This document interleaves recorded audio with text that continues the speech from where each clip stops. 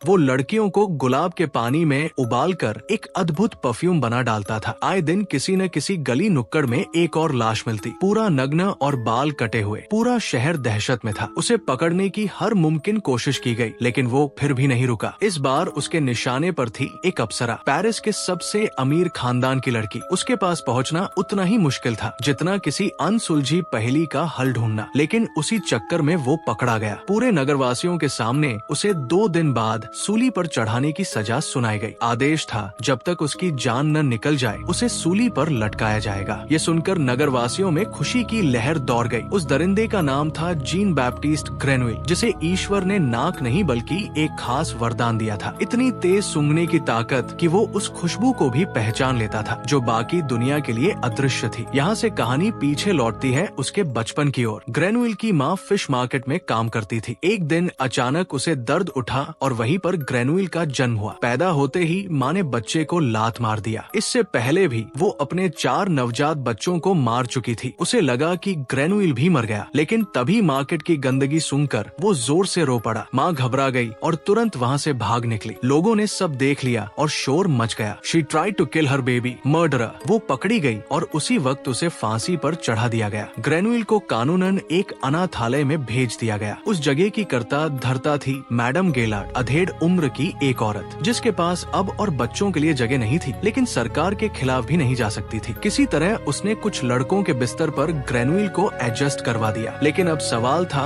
उन लड़कों का क्या जो उसी बिस्तर पर सोते थे। पैर पसारने की जगह तक नहीं बची थी, इसीलिए बाकी बच्चों ने आपस में सलाह की और ग्रेनविल को मार डालने की कोशिश की। तभी मैडम गेलार्ड को इसका पता चल गया और एक बार फिर ग्रेनविल की जान बच गई। वे अनाथ बच्चे ही मैडम गेलार्ड की मुख्य आय का साधन थे। वो पूरा दिन उनसे काम करवाती थी। देखते ही देखते 5 साल गुजर गए, लेकिन 5 साल का होने के बावजूद ग्रेनविल एक शब्द तक नहीं बोल पाता था। ऊपर से उसकी हरकतें भी अजीब थी। वो किसी भी चीज को ऐसे सूंघता मानो वो कोई मिठाई हो। वक्त के साथ उसकी ये क्षमता और बढ़ती गई। अब वो आंखें बंद करके भी दूर दूर तक की चीजों की गंध पहचान लेता। कहाँ पत्थर है, कहाँ मेंढक, सब बता देता। कुछ सालों में उसने बोलना भी सीख लिया। जब वो 13 साल का हुआ तो मैडम गेलार्ड के पास अब उसके लिए कोई कमरा नहीं था। मजबूर होकर उसने ग्रेनविल को एक चमड़े के व्यापारी को बेच दिया। उधर कुछ लुटेरे पहले से ही गेलार्ड पर नजर गड़ाए हुए थे। जब वो पैसे लेकर लौट रही थी, रास्ते में उन्होंने हमला कर दिया और उसकी हत्या कर पैसे छीन ले गए। ग्रेनविल को अब टैनरी में काम करने के लिए भेज दिया गया। उस वक्त चमड़ा बनाने वाली फैक्ट्रियों में इंसान की औसतन उम्र महज 5 साल होती थी। वहाँ केमिकल्स, बदबूदार पानी और गंदगी से भरा माहौल था। ज्यादातर लोग कुछ ही सालों में मर जाते। एक दिन उसका मालिक उसे काम के सिलसिले में शहर ले गया और वही पहली बार ग्रेनविल को एहसास हुआ, ये शहर तो असंख्य खुशबुओं से भरा पड़ा है। हवा में हजारों तरह की गंधें थी, फूलों की, मसालों की, इत्रों की, इंसानों की। तभी उसकी नाक ने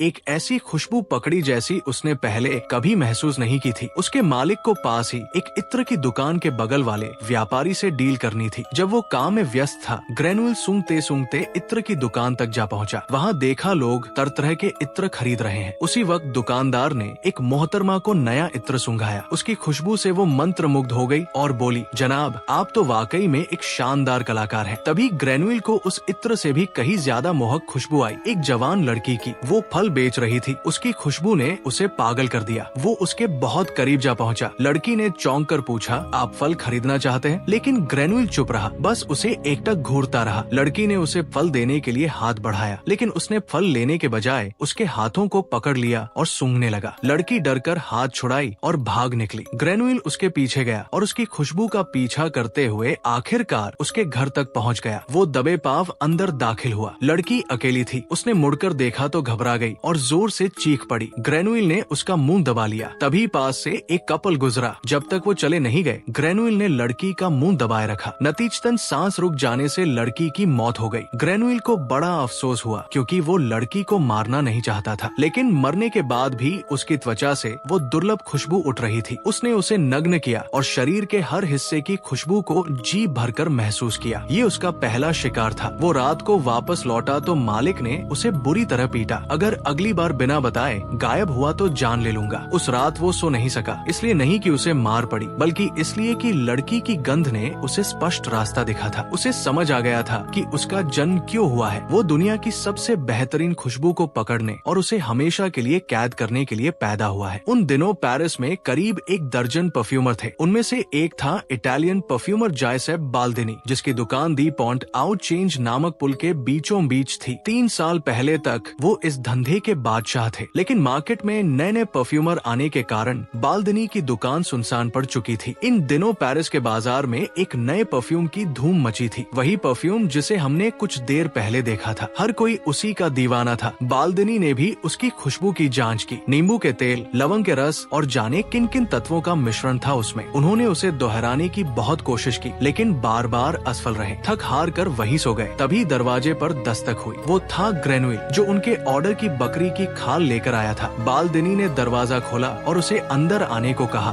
ग्रेनुइल अंदर गया, लेकिन उसकी नजर हर चीज पर थी। वहाँ रखे हर बोतल, हर शीशी, हर तेल को वो एक एक करके सूंघता जा रहा था। बाल्दिनी ने खाल की जांच की और संतुष्ट होकर बोले, ठीक है, लेकिन अभी पैसे नहीं दूंगा, कुछ दिनों बाद खुद आकर दे दूंगा। तभी ग्रेनुई ने शांत लहजे में पूछा, क्या आप इस लेदर की गंध से परफ्यूम बनाने की सोच रहे हैं? बाल्दिनी ने हैरानी से उसकी ओर देखा और हामी भरी। ग्रेनुई बोला, अगर आप इजाजत दें तो मैं यहाँ के सामान से एक परफ्यूम बना सकता हूँ। बाल्दिनी हंसे, तुम्हें परफ्यूम बनाना आता है? ग्रेनुई ने कोई जवाब नहीं दिया। वो बस अपनी नाक के सहारे शीशियों से एक एक खुशबू उठाने लगा। उसने किसी नुस्खे या फॉर्मूले का इस्तेमाल नहीं किया, बस अपने सूंघने की ताकत से तत्वों को एक के बाद एक मिलाता चला गया। कुछ देर बाद उसने जो तैयार किया वो खुशबू इतनी अप्रत्याशित और लाजवाब थी कि बाल्दिनी कुछ पल के लिए स्तब्ध रह गए। वो परफ्यूम उनके करियर में अब तक की सबसे बेहतरीन रचना से भी बेहतर था। बाल्दिनी ने तुरंत तय किया, इस लड़के को वो खो नहीं सकते। उन्होंने भारी रकम देकर ग्रेनुई को खरीद लिया, लेकिन किस्मत का खेल देखिए, अगले ही पल उसका पुराना मालिक एक अजीब दुर्घटना में मारा गया। मानो ग्रेनुई जिस किसी का साथ छोड़ता, उसकी जिंदगी वही खत्म हो जाती। खैर, फिलहाल तो ग्रेनुई को खरीदने का फैसला बिल्कुल सही साबित हुआ। वो दोनों मिलकर तरह तरह की सुगंधों वाले इत्र बनाने लगे, जो काफी चर्चित हुए। यहाँ तक कि बाल्दिनी का खोया हुआ गौरव भी लौट आया। एक दिन खुशी में बाल्दिनी ने ग्रेनुई को बताया कि एक परफ्यूम बनाने में कुल 12 नोट्स की आवश्यकता होती है, जो 3 हिस्सों में बांटे जाते हैं। पहला होता है हेड कॉर्ड, यानी परफ्यूम की पहली छाप जो कुछ मिनटों तक रहती है। दूसरा होता है हार्ड कॉर्ड, यानी परफ्यूम की थीम या असली पहचान। और आखिर में होता है बेस कॉर्ड, जो इत्र की जान होता है, जो कई दिनों तक उसकी खुशबू बनाए रखता है। बाल्दिनी ने आगे कहा, प्राचीन मिस्रवासी मानते थे कि अगर कोई इन 12 नोट्स के बाद 13वां नोट बना ले तो उन 13 के मिश्रण से ऐसा परफ्यूम बनेगा जिसे सूंघते ही इंसान अपना आपा खो बैठेगा। उसे लगेगा जैसे उसे दुनिया की सारी खुशियाँ मिल गई हो, जैसे वो स्वर्ग में हो। ये सिर्फ बनावटी बातें नहीं थी। कहा जाता है ऐसा परफ्यूम फिरौन के मकबरे में मिला था, जिसे सूंघने वाले सचमुच स्वर्गिक अनुभूति में खो गए थे। लेकिन अफसोस, आज तक कोई भी उस 13वें नोट्स को नहीं बना सका। तभी ग्रेनुई बोला, मास्टर, मैं वो 13वां नोट्स बनाऊंगा, बस आप मुझे ये सिखा दीजिए कि किसी भी चीज की खुशबू को कैसे प्रिजर्व किया जाता है। बाल्दिनी ने कुछ नहीं कहा। अब ग्रेनुई परेशान, क्योंकि रात को उसे उस पहली लड़की के सपने आते रहते थे और उसकी खुशबू के लिए वो पागल हो जाता था। आखिरकार उसने मास्टर से एक सौदा किया और कहा, मैं आपके लिए जितने चाहे परफ्यूम बनाऊंगा, बस एक बार मुझे खुशबू को कैद करने का तरीका सिखा दीजिए। उसके अंदर सीखने की ऐसी भूख थी कि बाल्दिनी को उसे सिखाना ही पड़ा। ग्रेनुई ने सीखा कि कैसे गुलाब के फूल की खुशबू को कैद किया जाता है। फिर उसी प्रक्रिया से वो अलग अलग चीजों की खुशबू कैद करने की कोशिश करने लगा, पर बार बार असफल होने की वजह से एक दिन वो झुंझला गया और चीजें इधर उधर फेंकने लगा। तभी उसकी चोरी पकड़ी गई। बाल्दिनी वहाँ पहुँचे तो वो गुस्से में बोला, आपने मुझसे झूठ बोला। उसने कुछ सैंपल सूंघने की कोशिश की, सीसा,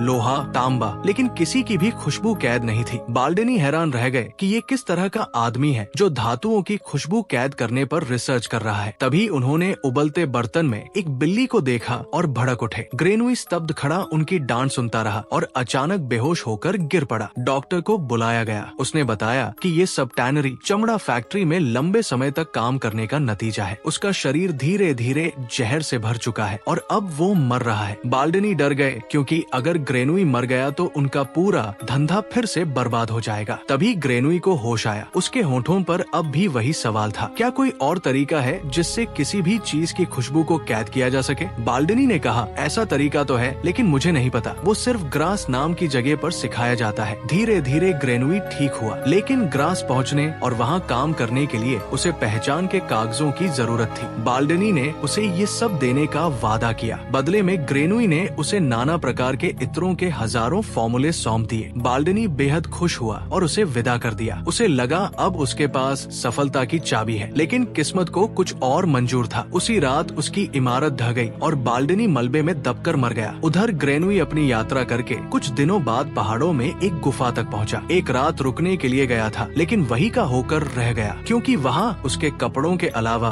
किसी भी बाहरी खुशबू का नामो निशान नहीं था। ना इंसान, ना जानवर, ना पेड़, ना मिट्टी, कुछ भी नहीं। पत्थर भी जैसे निर्जीव थे। उस निस्तब्धता में उसे पहली बार सुकून मिला, लेकिन फिर उसने महसूस किया कि उसके अपने शरीर से कोई खुशबू नहीं आती। वो नहाया, धोया, कई बार जांचा, मगर कुछ नहीं, जैसे वो महक के अस्तित्व से ही खाली हो। क्यों? इसका जवाब शायद ग्रास में ही था, और इसीलिए उसने एक बार फिर अपनी यात्रा शुरू की, उस शहर की ओर जहाँ खुशबू को अमर बनाना सिखाया जाता था। जब वो ग्रास में शहर के करीब पहुँचा तो उसे एक बग्गी दिखी, जिसके अंदर बैठी थी एक अप्सरा। उसकी खुशबू से उसका रोम रोम खिल उठा। फिर क्या था, वो उस बग्गी का पीछा करते हुए ग्रास जा पहुँचा। गेट पर कागजात दिखाते ही उसे शहर में एंट्री मिल गई। उस अप्सरा की खुशबू सूंघते हुए वो उसके घर तक जा पहुँचा। वो जो करती ग्रेनुई उसके हर एक मोमेंट को महसूस कर रहा था। उसने रात वही बिताई और जैसे ही मौका मिला दीवार फांद कर घर के अंदर घुस गया। फिर वो दिखी बालकनी में फूल तोड़कर लाई अपनी माँ की स्मारक पर चढ़ाने के लिए। तभी उसके पिता ने उसे पुकारा और तब ग्रेनुई को उस अप्सरा का नाम पता चला। उसका नाम था लौरा। खैर, इसी शहर में एक नौजवान लड़का और लड़की रहते थे, जिनके बीच अभी अभी प्रेम पनपना शुरू हुआ था। फूलों की कटाई करते वक्त भी उनके बीच नोकझोंक चलती रहती थी। वहाँ से कटाई के बाद फूल सेंट बनाने वाली कंपनियों को भेजे जाते थे। उन्हीं में से एक कंपनी में ग्रेनुई की ज्वाइनिंग हो गई। अपनी स्किल से वो कुछ ही दिनों में कंपनी की ओनर मैडम अनुल्फी की नजर में आ गया। मैडम अनुल्फी के सुपरवाइजर को उससे चिढ़ होने लगी। वो उसे हर वक्त परेशान करता रहता। अब रात को हम उन खेतों वाले नौजवान प्रेमियों को देखते हैं जो अकेले में मिलने का बहाना ढूंढ ही लिए थे। लड़का बेताब था, लेकिन लड़की नखरे करने लगी और उसे रिझाने के लिए छप्पर पर चढ़ गई। फिर लड़के को मजाक में सीढ़ी समेत नीचे ढकेल दिया। लड़का गुस्सा हो गया और लड़की को कमरे में ही बंद करके चला गया। अब लड़की परेशान होकर चिल्लाई और तभी किसी ने उसके लिए छप्पर पर सीढ़ी लगाई, लेकिन वो उसका बॉयफ्रेंड नहीं था। अगले दिन उस लड़की की लाश उस शीशे की टैंक में मिली, जिसमें फूलों को उबालकर उनकी खुशबू निकाली जाती थी। मामला पूरी तरह सेट था। उसके जिस्म की खुशबू निकालने की प्रक्रिया शुरू हो चुकी थी। तभी किसी के आने की आहट सुनकर ग्रेनुई ने टैंक को बोरे से ढक दिया। बाहर एक वर्कर सुगंधित फूल लेकर आई हुई थी। इस बीच उसके अंदर ये जानने की इच्छा जाग उठी कि आखिर इन फूलों से सेंट बनाया कैसे जाता है। वो देखने अंदर गई तो ग्रेनुई का दिल जोर जोर से धड़कने लगा। उसने तुरंत उस महिला को कुछ भी छूने से मना कर दिया। इतने में मैडम अनुल्फी भी वहाँ पहुँच गई। बॉलर को ढका हुआ देखकर उन्होंने सवाल किया। ग्रेनुई ने कहा कि वो नई खुशबू इजाद करने के लिए एक्सपेरिमेंट कर रहा है। सुपरवाइजर ने पानी को सूंघकर चेक किया, लेकिन उसे कोई गंध महसूस नहीं हुई। उसने कहा कि तुम्हारा एक्सपेरिमेंट फेल है, टाइम बर्बाद मत करो। लेकिन ग्रेनुई कहाँ रुकने वाला था। उसने एक वेश्या को हायर किया। अपने साथ वह किसी जानवर की चर्बी लेकर गया था। चर्बी देख औरत भी परेशान हो गई कि आखिर वो करने क्या वाला है। ग्रेनुई ने बताया कि वो एक परफ्यूम बनाने वाला है, जिसके लिए उसे उसके बदन की खुशबू की जरूरत है। औरत मान गई। वहीं पर उस औरत का डॉगी भी ये सब देख रहा था। सब कुछ ठीक चल रहा था, लेकिन जैसे ही औरत ने ग्रेनुई के पास चाकू देखा, वो भड़क उठी। ग्रेनुई ने उस लड़की को वही ढेर कर दिया। फिर बड़े सलीके से उसके सारे बाल काट दिए और उसके शरीर पर चर्बी की एक मोटी परत लगाकर कपड़े में लपेट दिया, ताकि कुछ घंटों में औरत के शरीर की खुशबू उस चर्बी में समा जाए। ये प्रक्रिया लंबी और थकाऊ थी, लेकिन ग्रेनुई पूरी दृढ़ता से करता रहा। घंटों बाद उसने उस चर्बी को खुरच कर इकट्ठा किया और अपने काम की जगह यानी कंपनी में ले गया। वहाँ उसने उस चर्बी को उस औरत के बालों के साथ मिलाया, फिर उबाला, छाना और कई बार फिल्टर किया, जब तक कि वो खुशबू बिल्कुल शुद्ध रूप में बाहर ना आ गई। दूसरी ओर उस औरत की मौत की खबर पूरे शहर में फैल चुकी थी, लेकिन किसी को जरा भी अंदाजा नहीं था कि उसके साथ असल में क्या हुआ था। तभी एक अजीब बात हुई। उस औरत का पालतू कुत्ता जैसे ही अपनी मालकिन की खुशबू सूंघा, सीधा ग्रेनुई तक जा पहुंचा। अब सब कुछ साफ था। ग्रेनुई ने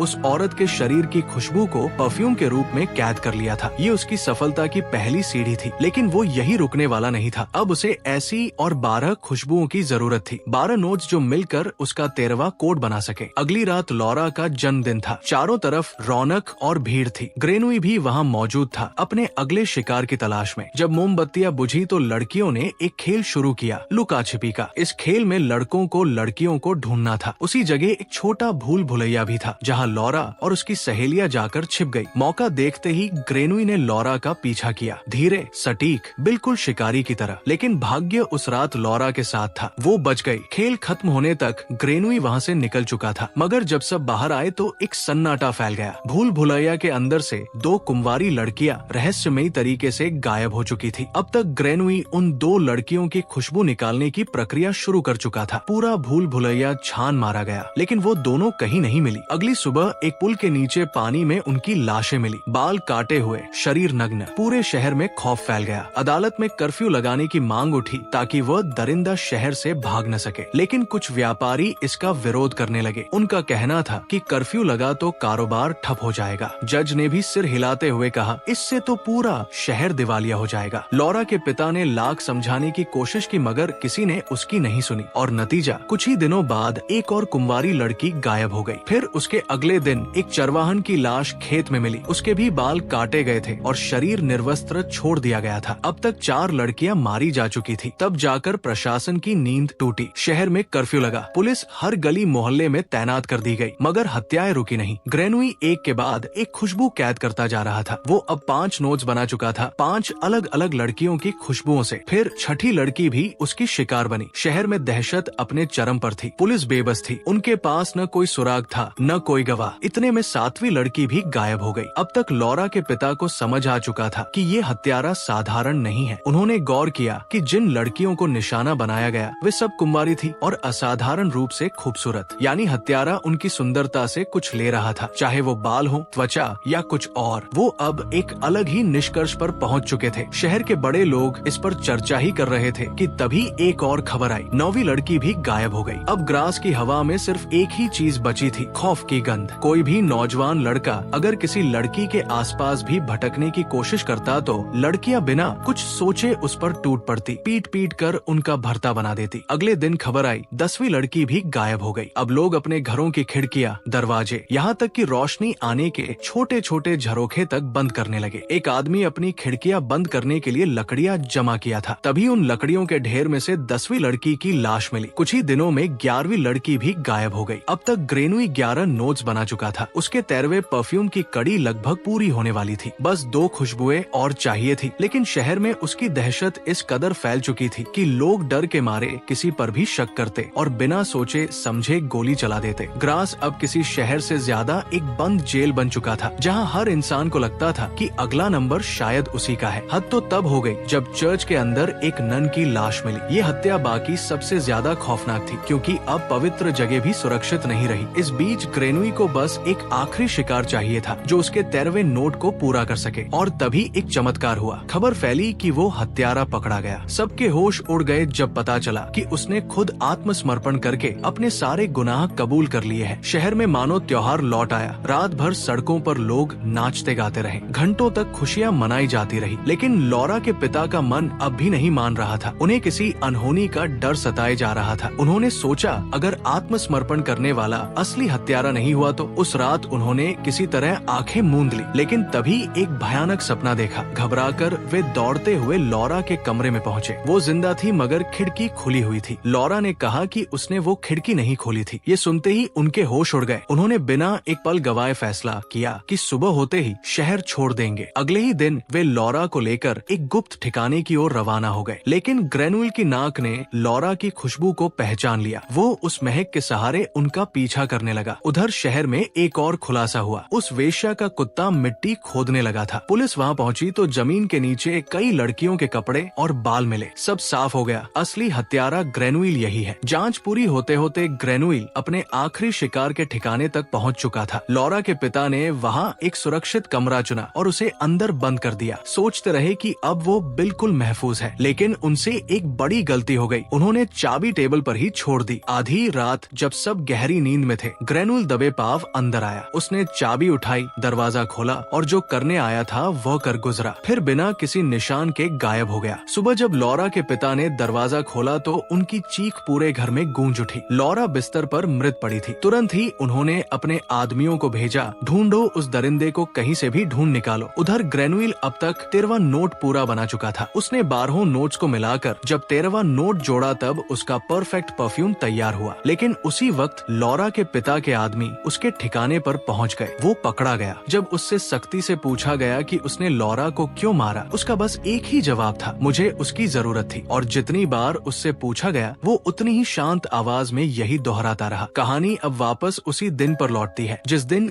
ग्रेनुइल को सूली पर चढ़ाया जाना था। शहर में माहौल किसी उत्सव जैसा था। सड़कों पर भीड़, छतों पर लोग, हर कोई उस कुख्यात हत्यारे को मरते देखने को उतावला था। उधर जेल के अंदर सारा इंतजाम हो चुका था। जेलर उसे लेने पहुंचा और तभी ग्रेनुइल ने मौका पाकर अपने परफ्यूम की शीशी खोली। जैसे ही उसकी खुशबू हवा में फैली, पूरे माहौल में जादू फैल गया। उस महक ने सबके होश उड़ा दिए। जेलर, सैनिक, हर कोई ठिठक गया। जब ग्रेनुइल को सजा के मंच तक ले जाया गया तो जल्लाद उसके सामने घुटने टेक दिया। बात यही खत्म नहीं हुई। ग्रेनुइल ने परफ्यूम की गंध जैसे ही हवा में लहराया, जनता पागल हो गई। वहाँ का दृश्य किसी स्वर्ग से कम नहीं था। कोई उसे फरिश्ता कह रहा था, कोई एंजल ओन ऑफ लव। लोग एक दूसरे को गले लगाने लगे। हर किसी के चेहरे पर प्रेम और वासना का मिश्रण था। जो लोग एक दूसरे से नफरत करते थे अब बिना किसी झुझक के एक दूसरे से मोहब्बत जताने लगे। कोई पाबंदी नहीं, कोई शर्म नहीं, बस चाहत का समंदर उमड़ पड़ा। यहाँ तक कि चर्च का पादरी भी खुद को रोक ना सका। हर कोई मान चुका था कि वो कोई इंसान नहीं बल्कि ईश्वर का अवतार है। उसी पल उसके चेहरे पर उदासी छा गई। उसे एहसास हुआ कि ये सब करने के बाद भी उसके अंदर प्यार का एहसास तक नहीं जगा। उसे याद आई वो पहली लड़की जिसे देख उसे पहली बार प्यार की अनुभूति हुई थी। वो रो पड़ा कि अगर वो गलती से उसे नहीं मारता तो शायद आज वो उसके साथ होती। तभी लॉरा के पिता तलवार लेकर भीड़ चीरते हुए उसकी ओर दौड़े। तू सबको धोखा दे सकता है मगर मुझे नहीं। ग्रेनुइल आत्मसमर्पण कर दिया कि मुझे खत्म कर दो, मैं किसी के प्यार के लायक नहीं। लेकिन जैसे ही वो उसके करीब पहुँचे वो खुशबू उनके भीतर उतर गई। उनकी आंखें नरम हो गई। तलवार नीचे गिर गई और अगले ही पल बोल पड़े, बेटा तू तो मेरा बेटा है। ग्रेनुइल शांत खड़ा रहा, जैसे उसे पता हो कि वो जीत कर भी सब हार चुका है। कुछ घंटे बाद जब उस जादुई परफ्यूम का असर खत्म हुआ तो लोग एक दूसरे को आपत्तिजनक हालत में देखकर दंग रह गए। किसी को कुछ याद नहीं था, बस शर्म और सन्नाटा पूरे शहर पर छा गया। टाउन काउंसिल ने तुरंत इस मामले की दोबारा जांच शुरू करने का फैसला किया। इस बार शक गया ग्रेनुइल के सुपरवाइजर पर। उसे पकड़ा गया और लगातार 14 घंटे की यातना दी गई। आखिरकार उसने सब कुछ कबूल कर लिया। हाँ, हत्याएं मैंने ही की। अगले ही पल उसे फांसी पर चढ़ा दिया गया और बस मामला यही बंद कर दिया गया। लेकिन असली हत्यारा ग्रेनुइल अब तक आधा रास्ता तय कर चुका था पेरिस की ओर। उसके पास अब भी इतना परफ्यूम था कि वह चाहता तो आधी दुनिया को अपने जादू में गुलाम बना सकता था। उसे अमीरी, शोहरत, ताकत सब मिल सकती थी, लेकिन उसके भीतर अब भी खालीपन था। वो सब कुछ पा चुका था सिवाय उस प्यार की भावना के जिसकी तलाश में वो निकला था। वो जीत कर भी हार चुका था और अब ये हार उसे भीतर से तोड़ चुकी थी। इसलिए वो वापस लौटा अपनी जन्मभूमि पेरिस। रात के अंधेरे में वो उसी जगह पहुंचा जहां कभी उसका जन्म हुआ था। गंदगी, बदबू और सड़ान से भरी गलियों में उसने अपनी परफ्यूम की पूरी शीशी अपने ऊपर उड़ेल दी और फिर वही हुआ जो होना था। वहाँ के भिखारी, गुंडे और भूखे लोग उस पर टूट पड़े। कुछ ही पलों में उन्होंने उसे सफाचट कर दिया। तो दोस्तों, ये थी परफ्यूम 2006 की कहानी, एक ऐसे इंसान की जिसने खुशबू को अमर बना दिया पर खुद के अंदर प्यार की खुशबू को जगा नहीं सका। अगर आपको ये कहानी पसंद आई हो तो हमारी मेहनत के लिए एक लाइक और कमेंट जरूर करें।